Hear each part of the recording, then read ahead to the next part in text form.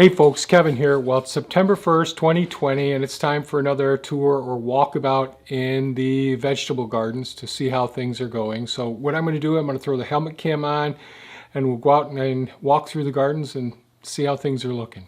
Here we go.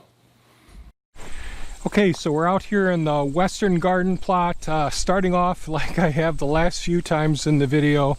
You can see a lot of the vines are starting to die back for the blue Hubbard squash. So you can see the Hubbards are pretty good sized squash, and there's a fair number of them in there.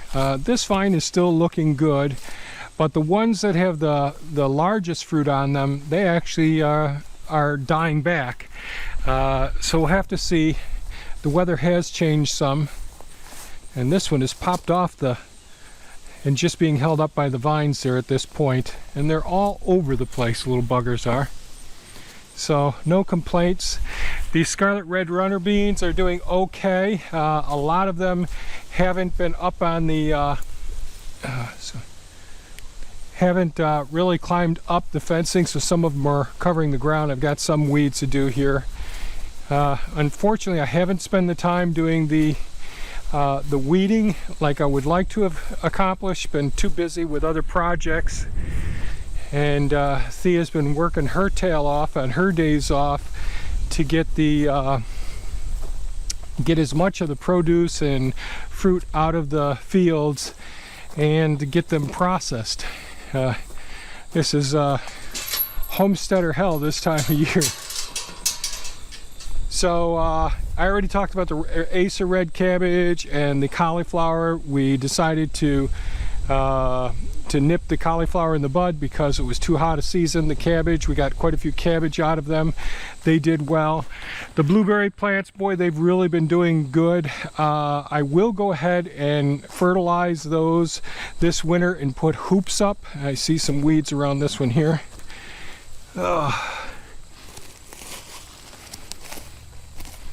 And so I can see I do have to come through here and do a little bit of weeding as well. But these guys, I'm pretty happy how well these blueberry bushes have been doing. They've really come a long way since they were transplanted this season. And I don't know if I'll spread out. There's a couple of them that are a little bit too close together. I may spread those out into some of these places where some weren't successful. But we'll get the hoops up over them, and I'll get them covered so during the winter they won't do so bad. Here we got lots of the Pennsylvania smartweed down in here. We got some honeydews in here, honeydew melons, and the blue Hubbards, and down there we've got a few cantaloupes as well. And there's weeds interspersed in here, and underneath all these weeds we have to be real careful. There's the various melons as well, melons all along in here. And the scarlet red runner beans have been doing really well, as have the weeds down here in the path. And again, no good excuses, just didn't get to doing the work over in here, and well, that's the way it is. And I haven't done any more work with all of these thornless blackberry plants. They've been doing pretty darn well. Some of them are pretty darn tall now and running all over the place. So, and I gotta say, one of the things I just love about these scarlet red runner beans is watching the hummingbirds here. They're always buzzing around. And of course, some of these weeds act as nice scaffolding for our scarlet red runners. So I'll just leave it there. I'll latch on to something else. So, and the honeyberries. Almost forgot those. So the honeyberries have been doing pretty darn well, putting on some new good growth. We've had a couple of small rainfalls, but they certainly have helped out. Now some of them are under some of these scarlet red runners that just weren't attached to the chain link here, but these honeyberries are doing pretty well. Some weeds in here as well, but that's life when you have too many projects and too few workers. So let's go over to the central garden and see how things look there.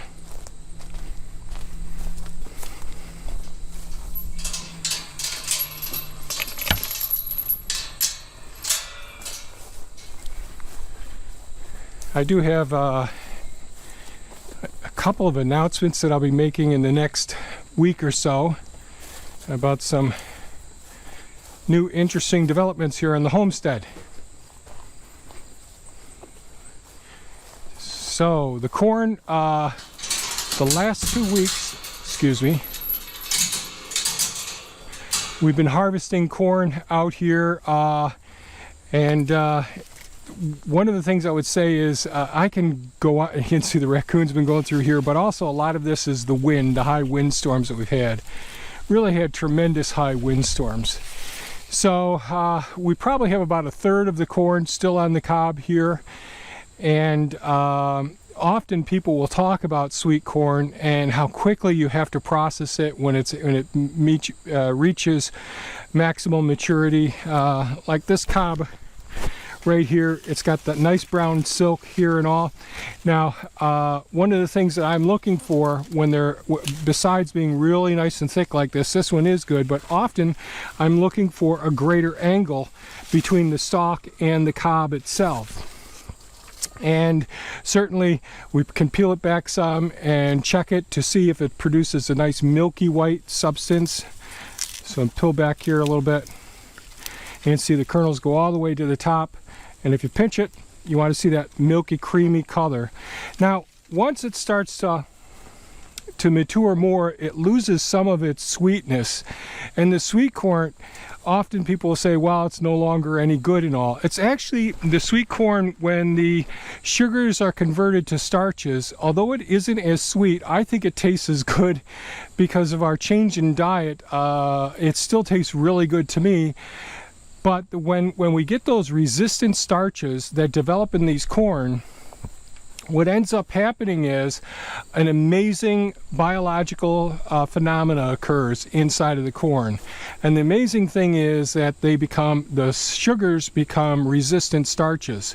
So those resistant starches pass through the upper gastrointestinal tract, the small intestine, the duodenum, jejunum, and ileum, and are not absorbed, which is really beneficial for maintaining good blood sugar levels, blood pressure, cholesterol levels, all of those sorts of things. But the thing that these resistant starches do, they feed the microbiome within our colon, and that is what promotes so many wonderful things. So they make these short chain fatty acids, and those short chain fatty acids produce beneficial aspects that help to heal and strengthen our immune system, but also is food for the cells that line our colon. So there are multiple beneficial aspects to letting some of your corn go beyond the sweet, real sweet taste of the cob, and harvesting it as it starts to transition into some of those resistant starches.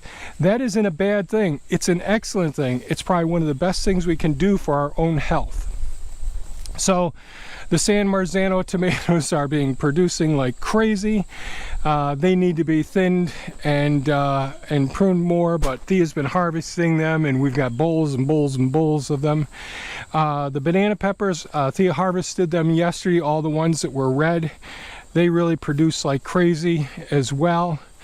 The kidney beans are coming up where the broccoli were before. The bell peppers, I haven't even looked at those. Are there bell peppers in here? Yeah, really small little bell peppers. These are always slower to develop than the banana peppers, and I just love the banana pepper taste. The kale, Thea's been just too busy to even come through and thin or harvest a lot of the kale, unfortunately. This will end up going up to the hazelnuts, all the excess here. The sweet potatoes are still coming on strong. I don't see any yellowing of the tips yet, so I'll be looking for the tips of the vines to start yellowing. Yes, there are some weeds in there as well, but this is looking really good. And again, the paracord on the top here has kept the deer from coming in and gobbling them all up.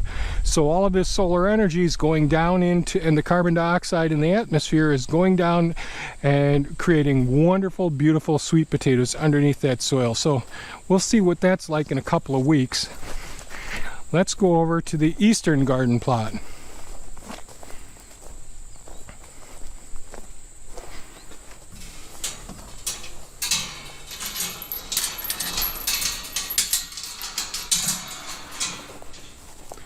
I don't know how much corn we would have lost if these didn't have the wind block on the western face of the where the corn is planted with the buildings there. The winds get so strong here. We lost a lot of branches on the fruit trees. We lost a couple of large trees in the forest, but that's just part of living in a really high wind zone. Our biggest problems here are the long winters, the overcast, like right now it's all cloud cover up there, and so we don't get as much solar gain. It's plenty warm enough now, but I'd like to get more solar gain during the winter months. And we have our ice storm and the big snowfalls, but for me that's better than the floods, the hurricanes, the tornadoes, and the severe forest fires. So here we are in the eastern garden plot with this tunnel here, where so many of the scarlet red runner beans didn't do as well. This side is doing better now since we put the mulched the area with some more fresh wood chips a week or so ago, and a week and a half ago, maybe 2 weeks ago now. This side in the center we need to mulch it as well. I did come through yesterday or the day before and did a quick weeding on the in this garden and got rid of all the weeds that were competing with the leeks here. So it looks like the leeks are doing pretty well. We got some that didn't develop as well, but I'm pretty happy with how they're doing. Our oriental eggplants here, the long narrow ones, really not putting on and producing as much as they used to do, and I'm not sure why that is, but we have the black beauties right next to them here, and there's tons of the black beauties in here, and we haven't even gotten to harvesting them, so I'm probably going to have quite a few seeds. Peppers are producing like crazy. We have a couple of different hot peppers here. They all got mixed up when they got in here. So hopefully they're separated far enough from our banana peppers over there that when we save seeds from each one, we won't have any issues. Most of the tops and the vines of the blue potatoes have died back. So depending on our rain, how much rain we get, we're supposed to get some rain tomorrow. I like these things to really be died back, turn off the water. The water was turned off last week on this drip tape, and then start harvesting to see how they're doing. And we do have a couple of some black locust seedlings right here, which is unusual. Usually we have lots of the honey locust seedlings in here, and there's another one right there and right here. We got 3 black locust seedlings. Awesome. The dill, Thea, I know Thea came through and got a whole bunch of the seed heads. All the produce that's not going to be consumed by us or processed, what we'll end up doing is taking all that material and it'll go up into the food forest in various areas. Like recently I've been taking all of the excess material, whether it's the cabbage, the cauliflower, the broccoli, the weeds, whatever it is, books, magazines, and we're mulching the hazelnuts at this time, just waiting for some more wood chips to come in. And you see this, and it might be because we're under shade here now, I don't know, or because this was the area that we had the all of the lettuce in, that we waited a while before harvesting that. So this isn't doing as well as the scarlet red runners down there are doing, but a few weeks ago those weren't doing as well as these ones were. So I'm not sure why there's been that change. Let's go over to the rest of the garden here.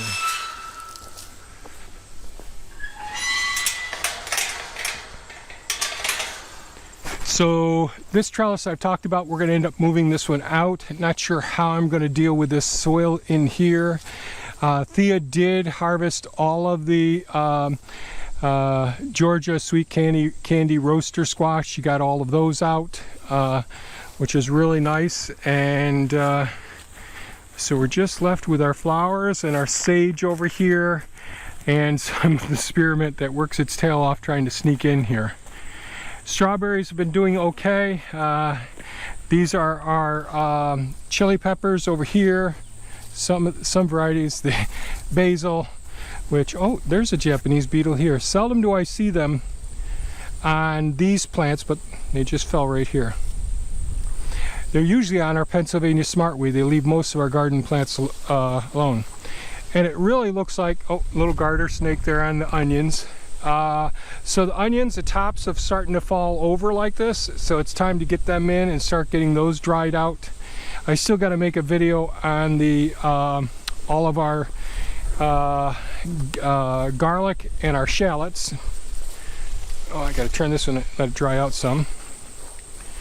And things have been going here, and you can see some of the beans in there and some weeds here. This is just wonderful.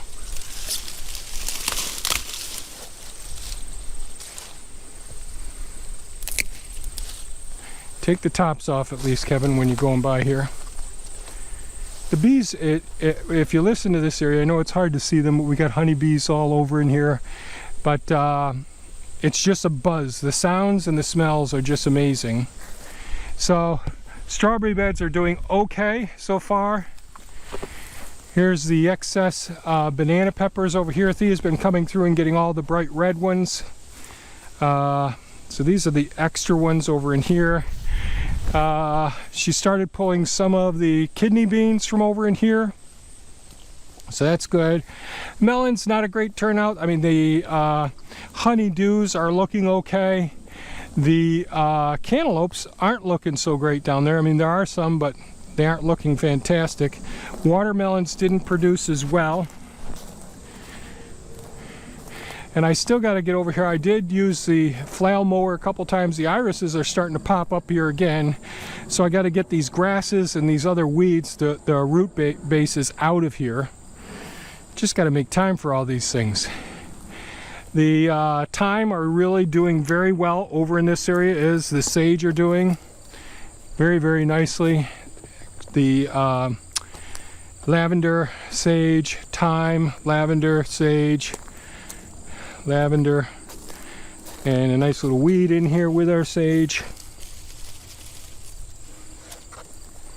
So plants over on this side didn't do that well, but took a couple of the extra parsleys and stuck them in a couple places here, and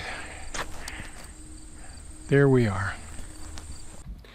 Well, that's a walkabout through the western, central, and eastern garden plots.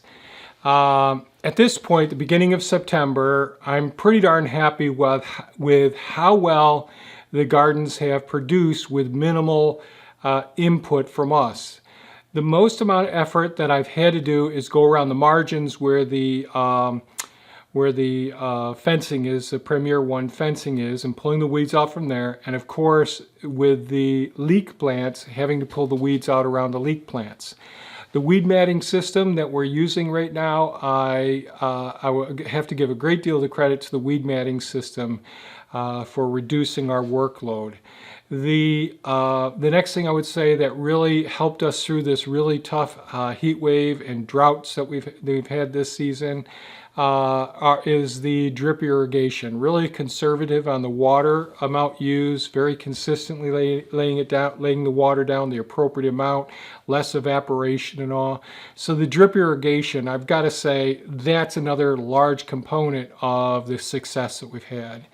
The third, probably the most important successful part, that really each year we have fewer and fewer pests in our gardens, and that's the integrated pest management. Now, we're not purchasing some of those beneficial organisms for our property any longer. Now we're creating the habitats through the farmscaping and the hedgerows and the food forests, and having plants like the Pennsylvania smartweed. So when the Japanese beetles come in, they go to that. We have the kingbirds, the flycatchers, the wasps, all the beneficial wasps as well. Now, have I killed some wasp nests that were ground wasp nests that were in places like where the blackberry patches were, where it was a risk to the persons there? Yes. Have I killed some of the wasps that were taking up residence in a couple of the hives that were challenging the honeybees? Yes, I have.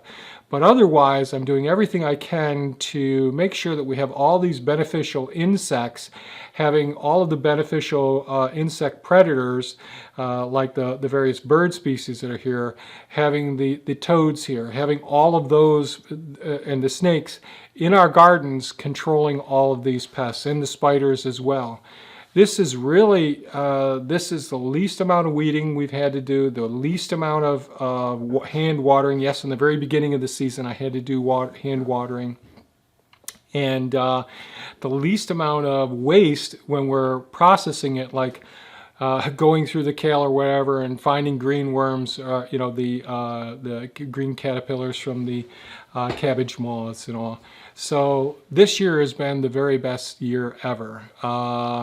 And I'm really happy with how well the bountiful vegetable and fruit production that we've had, with minimal input on my part and Thea's part to doing it. It's just harvesting it and getting it processed at this point. So really happy with how well the gardens produced and maintained themselves in the ecosystems that we've created around the vegetable gardens. So that's all really worked out well. I think the butternut squash that didn't do well was because the seeds that I saved just weren't good seeds. Either there was a problem with my seed saving technique for them, that's a possibility, or these really did not get acclimated to our climate, our soil, all the things that the rest of the seeds have done so well. So happy with how well so many of these other plants have done at this point.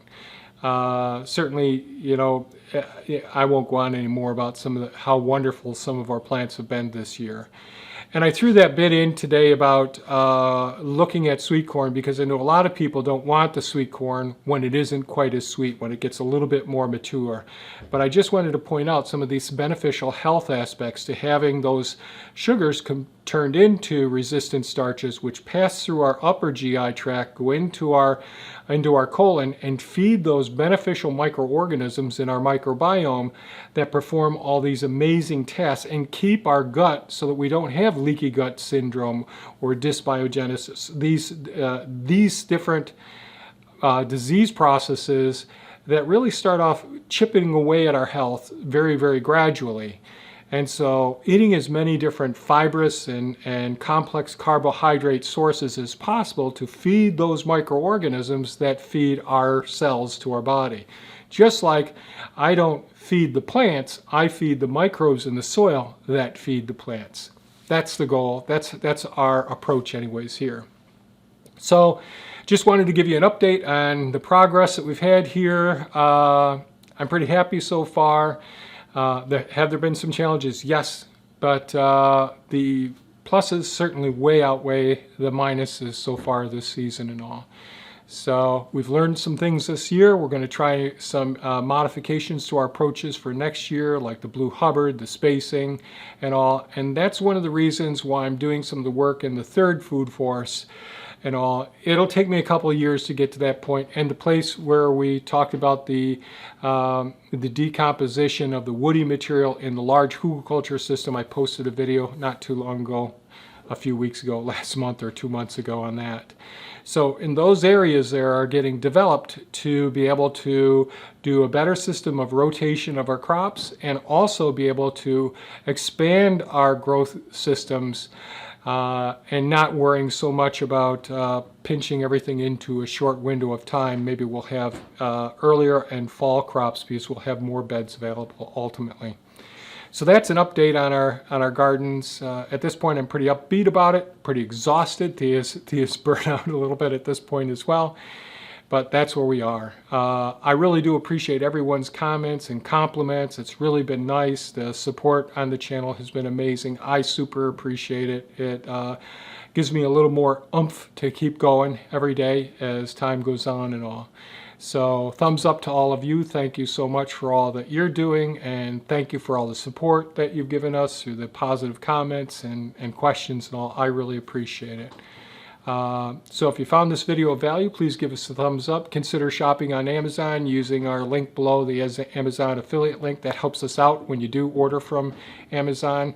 It gives us a small little commission, doesn't cost you anything extra, but helps us out with the growth of our channel and all. So I can keep producing as much stuff as I can and someday get better at it as well.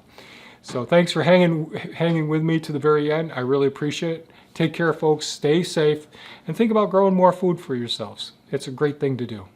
Bye-bye now.